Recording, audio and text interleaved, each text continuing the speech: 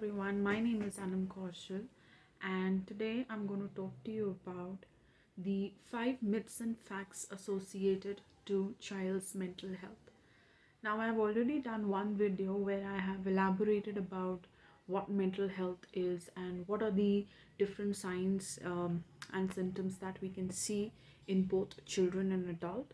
So, for more information, you can always look up for that video. So, to begin with, one of the myth associated to children's mental health is that children don't experience mental health issues. However, the fact is that children do experience mental health issues and they do showcase various early signs of mental health issues. Say, for example, you can notice aspects such as the child has started staying aloof, is not willing to perform activities that the child initially enjoyed, is irritable, is showing temper tantrums, is aggressive. So these are few signs that we can identify in children, and that signs would help us to understand the broader aspects associated to those symptoms. Secondly, one of the myth is that mental health issues are a result of bad parenting. Now, let me tell you here that parenting does play a very important role in the overall development of the child.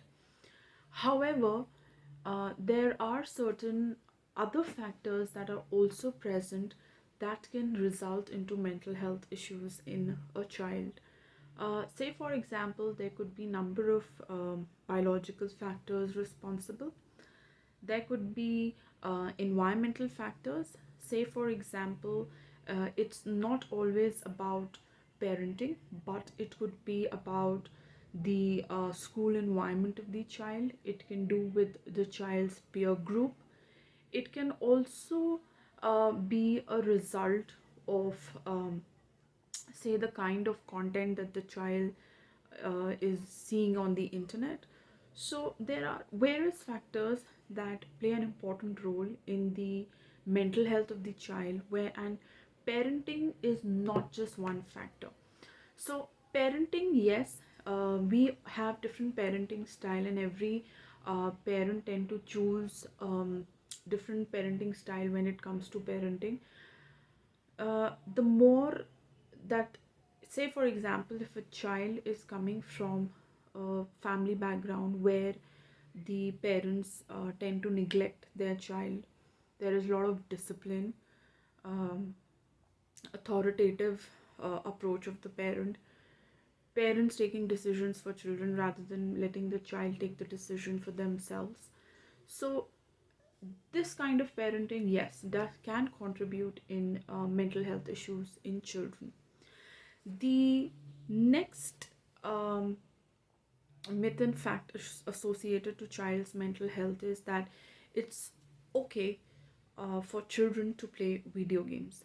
Now, the fact is that if there is excessive playing of video games, or say there is excessive screen time that the child is getting, that can make your child irritable.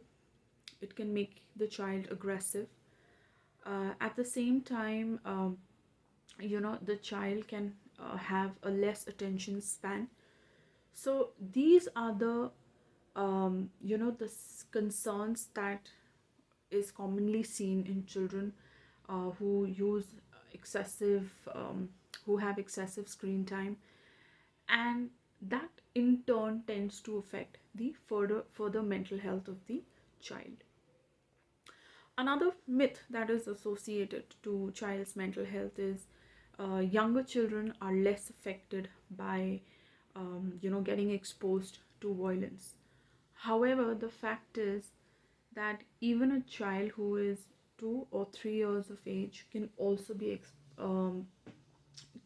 if he's exposed to any kind of violence, then yes, that can affect his mental health. So that's why it is usually said that children should be not allowed to watch or play games which induces aggression in them.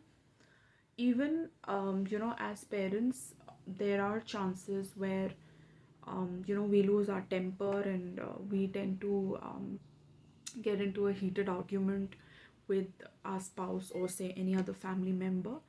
And if the child tends to witness these things in the house or probably outside, then the child does get affected by this, and as a result of which can develop mental health issues. Say for example, the child would start, there would be excessive crying that can be seen. There could be you can be getting complaints from the school where they would be telling you that the child is not concentrating, not doing the work on time, or not finishing any kind of home assignment that has been given. The grades of the child can also fall. So exposure to any kind of violence tends to affect the mental health of the child. Lastly, what I have for you as a myth is boys don't cry. Well, when we talk about humans, man and women, we both experience variety of emotions. We um, feel happy, we feel sad. Similarly, when we say in particular, men also tend to experience different form of emotions. They also experience negative emotions such as sadness, such as grief, and as a result of which, venting out of these emotions is extremely important.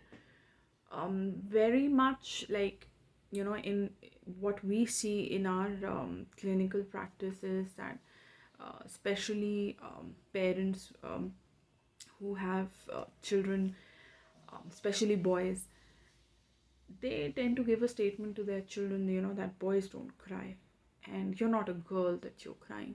However, boys should also be given an equal opportunity to vent out their emotions. It's okay to tell our boys that you can cry, take out that emotion that you're experiencing. So crying is very important. Don't stop your boys from crying. It is not a emotion experienced only by girls. um, Crying, sadness, um, feeling upset, or say crying due to any other reason, the child should not be stopped and he should be allowed to vent out his emotions. So, talking about these myths and facts, all of them play a very important role. Just to summarize, children also experience mental health issues. Bad parenting has nothing completely to do with the mental health of the child. Then it's okay for boys to cry. Then excessive video games do cause mental health issues in children. Exposure to any violent content do cause mental health issues in children. And it is very important that we, as parents, are taking care of the mental health of our children, because if they are sound, they are happy, they are contented in life, half of the goal of parenting is achieved. So with that note, we'll soon come up with another video um, with some important um, topic that would be helpful to all of you. Thank you so much.